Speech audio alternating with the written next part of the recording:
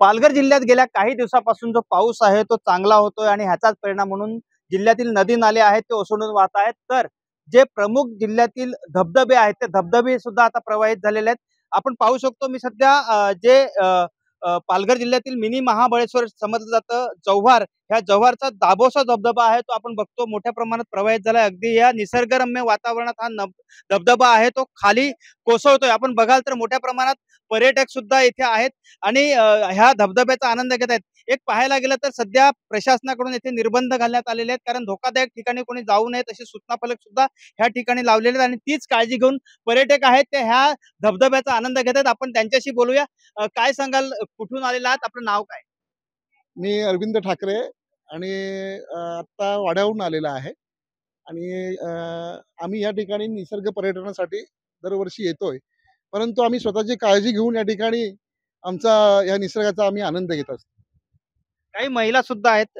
काय सांगाल, काय वाटतं हा धबधबा बघून?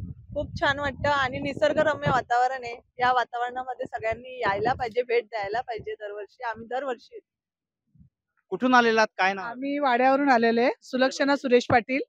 आम्ही दरवर्षी ह्या निसर्गरम्य हा जे धबधबे आहेत त्याला आम्ही भेट देतोय। आम्हाला खूप आवडतं इथे यायला।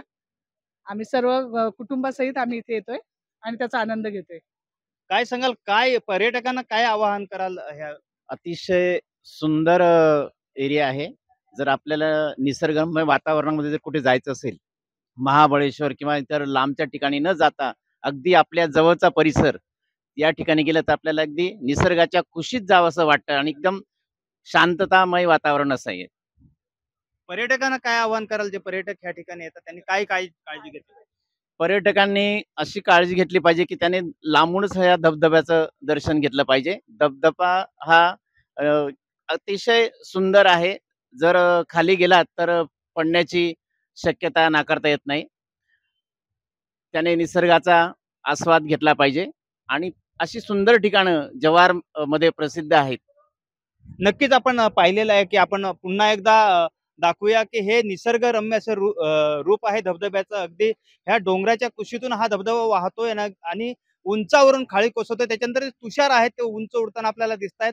अगदी हे ह्या ठिकाणी पूर्वी उतरण्यासाठी जी व्यवस्था होती ती होती, मात्र आता ती व्यवस्था नाही आहे आणि त्याचमुळे इथूनच्या प्रशासनाकडून जी काळजी आहे ती घेण्याचं आवाहन अगदी प्रशासनाकडून करण्यात आलेलं आहे। त्यामुळे पर्यटकांनी हा आनंद घ्यावा, मात्र त्यांची स्वतःची काळजी सुद्धा बाळगावी असं सांगण्यात येत आहे।